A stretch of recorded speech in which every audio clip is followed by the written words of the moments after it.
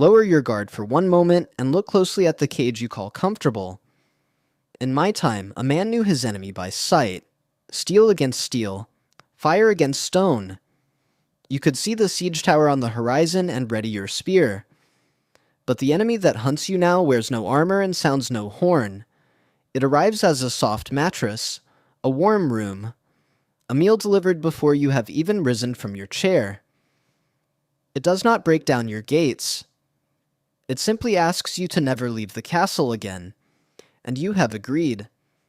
This is the comfort trap, and today I will show you its 5 chambers. Only the armor remains. 1. The vanishing of friction. A blade left untouched does not stay sharp. It rusts. The body obeys the same law. For 10,000 generations, your ancestors faced cold without walls, heat without shade, hunger without delivery.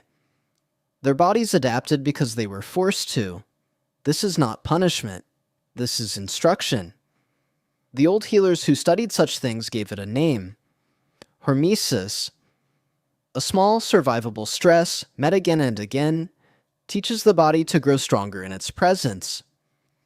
You have removed the stress entirely. Your room holds the same gentle temperature in summer and winter.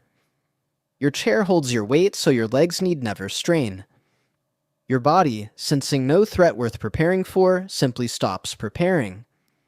The immune system that once stood ready at the gate grows idle, and idle guards make foolish mistakes, turning at times against the very kingdom they were meant to defend. You call this safety. I call it a slow disarmament, one comfort at a time. 2. The velvet chains of easy bread. A soldier fed on nothing but soft, sweetened bread does not march far before he falters. Your meals once required labor. The soil turned, the grain ground, the fire tended. Now sustenance arrives already broken down for you, sweetened beyond what any harvest ever offered, requiring no real chewing and little true digesting. Your body takes the gift gladly and grows lazy from the taking. The blood runs high with sugar, then crashes low an hour later, and you mistake this crash for tiredness rather than what it truly is. A kingdom whose stores are mismanaged, spent too fast and never properly replenished. The small allies within you, the countless creatures that once thrived on a varied harvest, dwindle when fed the same soft fare day after day. They cannot defend a kingdom they no longer recognize. The honeyed poison. Here is the cruelest chamber, for it does not attack the body at all. It attacks the will to want anything real. There exists within you a messenger, call it the spirit of reward, that once rode out only after a true victory. A hunt completed, an enemy bested, a harvest gathered. Each true victory earned a true reward, and the messenger rode swiftly, and the joy was deep. Now the messenger rides constantly, summoned by a glowing pane of glass that asks for nothing and gives endlessly. A tap, and the reward arrives. Another tap, another reward. The messenger, exhausted from riding so often for so little, grows numb. The honey that once tasted of triumph now tastes of nothing at all, and so you reach for more of it, desperate to feel what a single true victory once gave you for free. This is why the sunset bores you. This is why silence unsettles you. This is why a slow conversation with another soul feels like a burden rather than a gift. You have not lost the capacity for joy. You have simply spent it all on counterfeit coin. 4. The cowardice engine. Listen closely, for this chamber builds itself in secret, one small retreat at a time. Every time you turn from a small discomfort, the cold water, the difficult truth owed to a friend, the request you fear to make, you feel a flicker of relief. But the mind, ever watchful, records this retreat as evidence. This thing was dangerous, and we were right to flee. The next time that same small thing appears, it returns larger in your sight than it was before. Avoid enough small dangers, and the mind begins to treat the whole world as a battlefield, though no true battle has occurred in years. This is why you, who live in greater safety than any generation before you, often feel more afraid than warriors who march toward real blades and real famine. The danger did not grow. Your courage simply atrophied from disuse, the way any unused muscle wastes inside its sheath. 5. The hollow shield. A shield grows heavy in the hand of one who has never had to lift it. Discipline, like any strength, is built through repeated small trials, the choice to wait, to endure, to act, though the comfortable path lay open beside you. The modern world has removed nearly every such trial. Hungry and food arrives before patience is tested. Bored and distraction arrives before stillness is tested. Tired and no consequence follows skipping the work, so the muscle of will is never tested at all.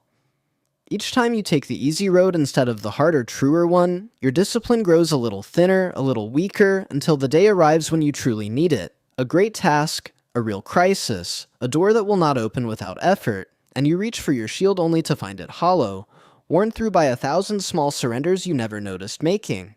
The pattern beneath the siege. See now how these 5 chambers are not 5 separate enemies, but one single architecture. Comfort of the body disarms your defenses. Comfort of the meal starves your true vitality. Comfort of the reward numbs your capacity for joy. Comfort of avoidance swells your fears beyond their true size. Comfort of choice hollows the will that should carry you through hardship. Remove friction from every corner of a life, and you do not create peace. You create a man who has forgotten how to stand. The call to arms.